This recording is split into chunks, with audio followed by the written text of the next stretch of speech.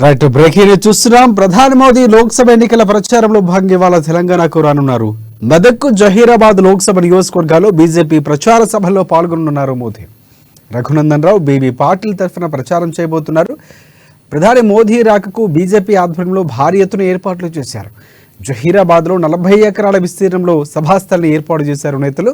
మోదీ సభను సక్సెస్ చేసేందుకు భారీ ఎత్తున జన సమీకరణకు ప్రణాళికలు సిద్ధం చేశారు బీజేపీ కేడర్.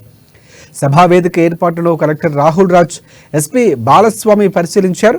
సభా ప్రాంగణంలో ప్రత్యేక బలగాలతో భద్రత ఏర్పాట్లు చేశారు.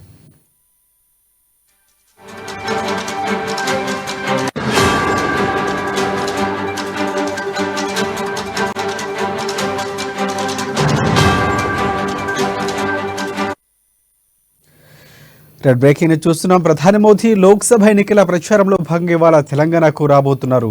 మెదక్ జహీరాబాద్ లోక్సభ నియోజకవర్గాల్లో బీజేపీ ప్రచార సభల్లో పాల్గొంటారు మోదీ. రఘునందన్ రావు, బీబీ పాటిల్ తరఫున ప్రచారం చేయనున్నారు. ప్రధాని మోదీ రాకకు బీజేపీ ఆధ్వర్యంలో భారీ ఎత్తున ఏర్పాట్లు చేశారు.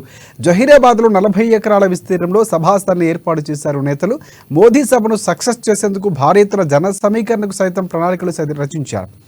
సభావేదిక ఏర్పాట్లను కలెక్టర్ రాహుల్ రాజ్, అలాగే ఎస్పీ బాలస్వామి పరిశీలించారు. సభా ప్రాంగణంలో ప్రత్యేక బలగాలతో భద్రతా ఏర్పాట్లు చేశారు.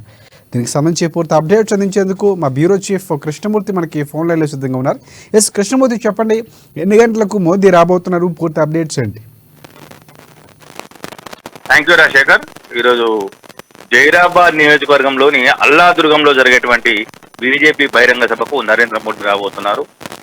నరేంద్ర మోదీ ఢిల్లీ నుంచి నేరుగా హైదరాబాద్ వచ్చి మళ్ళీ ఎన్నికల ప్రచారంలో ప్రసంగించే అవకాశం ఉన్నాయి. అంటే ఇక్కడ రాష్ట్రంలో ఏదైతే రిజర్వేషన్ల మీద కొంత గందరగోళం ఏర్పడింది, రిజర్వేషన్ రద్దు చేస్తారు బీజేపీ అధికారంలోకి వస్తే అని చెప్పేసి కాంగ్రెస్ ఏదైతే ప్రచారం చేస్తా ఉన్నో దానికి సంబంధించిన విషయంలో నిన్న కూడా రేవంత్ రెడ్డితో పాటు కాంగ్రెస్ పార్టీ సోషల్ మీడియా చెందినటువంటి 4 వ్యక్తుల మీద కేసులు నమోదు చేసిన ఢిల్లీ పోలీసులు నోటీసులు సర్వ్ చేశారు. విచారణకు ఈరోజు రావాలని చెప్పేసి, అంటే రేపు విచారణకు రావాలని చెప్పేసి. అయితే ఈ నేపథ్యంలో నరేంద్ర మోడీ హైదరాబాద్ తెలంగాణ పర్యటన కొంత ఆసక్తిని రేపుతా ఉన్నది. అంటే తెలంగాణ పర్యటన సందర్భంగా అంటే నోటీసులు సీఎంతో పాటు కాంగ్రెస్ పార్టీ కార్యకర్తలకు నోటీసులు ఇచ్చిన నేపథ్యంలో పీఎం రావడము, ప్రసంగం చేయడము అనేది, అంటే దీని మీద ఖచ్చితంగా రిజర్వేషన్ అంశం మీద కానీ, కేసులు నమోదు విషయంలో కానీ, మిగతా అంశాల మీద కొంత స్పష్టత వచ్చే అవకాశం ఉంది. ఇప్పటికే రేవంత్ రెడ్డి తానేం కేసులకు భయపడని చెప్పిన నేపథ్యంలో మోడీ ఎందుకు కేసులు నమోదు చేయాల్సి వచ్చింది, ఎందుకు దుష్ప్రచారం చేయాల్సి వస్తుంది అన్న విషయంలో కొంత స్పష్టత ఇచ్చే అవకాశం ఉన్నాయి ప్రజలకు అని చెప్పేసి కొంత బీజేపీలో చర్చ జరుపుతా ఉన్నది. ఈ జహీరాబాద్ కాన్స్టిట్యున్సీలోని అల్లాదుర్గంలో జరిగేటువంటి సభకు ఇటు జహీరాబాద్ నుంచి బీజేపీ అభ్యర్థిగా పోటీ చేస్తున్నటువంటి బీవీ పాటిల్, తర్వాత మెదక్ నుంచి పోటీ చేస్తున్న రఘునందన్ రావు, ఈ ఇద్దరు అభ్యర్థులను ప్రజలకు పరిచయం చేసి వాళ్లకు మద్దతు ఇచ్చి ఆశీర్వదించి గెలిపించాలని నరేంద్ర మోడీ కోరే అవకాశం కనిపిస్తున్నాయి. మరోవైపు అంటే నరేంద్ర మోడీ రాష్ట్ర పర్యటన నామినేషన్ల ప్రక్రియ ప్రారంభమై ఉపసంహరణ గడువు ముగిసిన నేపథ్యంలో ప్రచారం ఊపందుకుంటుంది. ఈ నేపథ్యంలో నరేంద్ర మోడీ ఎన్నికల ప్రచారం అంటే నోటిఫికేషన్ షెడ్యూల్ ప్రకటించిన తర్వాత నరేంద్ర మోడీ రాష్ట్రానికి వచ్చినప్పటికీ ఇంకా ఎన్నికల ప్రక్రియ నామినేషన్లు కానీ అభ్యర్థుల ఖరారు బీజేపీకి జరిగినప్పటికీ మిగతా పార్టీ జరగలేదు. హోరాహోరీ ప్రచారం కూడా మొదలు కాలేదు. నరేంద్ర మోడీ హోరాహోరీ ప్రచారం జరుగుతున్న నేపథ్యంలో రాష్ట్రానికి రావడం కొంత ప్రాధాన్యత సంచంది. ఇది మొదటి సభ అని చెప్పచ్చు, మొదటి ఎన్నికల బహిరంగ సభ అని కూడా చెప్పచ్చు. నరేంద్ర మోడీ సభ ప్రసంగంలో ప్రధానంగా రాబోయే అంటే గడిచిన 10 సంవత్సరాల కాలంలో దేశాభివృద్ధి కానీ, దేశ సంక్షేమం కానీ, ప్రపంచంలో భారతదేశాన్ని అగ్రగామిగా నిలబెట్టేందుకు చేసినటువంటి కృషిని తెలియజేయడంతో పాటు మరోసారి అంటే 3వసారి అధికారాన్ని అప్పగిస్తే ఏం చేయబోతున్నారు, దేశాన్ని ఏ దిశలో పయనింపజేసేందుకు ప్రయత్నాలు చేయబోతున్నారు, ఆయన వద్ద ఉన్నటువంటి ప్రణాళికలు ఏంటిది, అంటే 5 ఏళ్ల ప్రణాళిక ఏ రకంగా ఉండబోతుంది అనేది తెలంగాణ ప్రజల ముందు ఆవిష్కరించే అవకాశం అని చెప్పేసి బీజేపీ నేతలు చెప్తా ఉన్నారు. ఇదే సమయంలో రిజర్వేషన్ల విషయంలో కూడా కొంతకాలంగా అంటే కొద్ది రోజులుగా బీజేపీ అధికారంలోకి వస్తే రిజర్వేషన్లు తొలగిస్తారు, ఎస్సీ ఎస్టీ బీసీలకు అన్యాయం చేసేందుకు బీజేపీ కంకణం కట్టుకుని ఉన్నది అని చెప్పేసి ఏదైతే ప్రచారం జరుగుతుందో కాంగ్రెస్ పార్టీ దేశవ్యాప్తంగా ప్రచారం చేస్తా ఉన్నారు.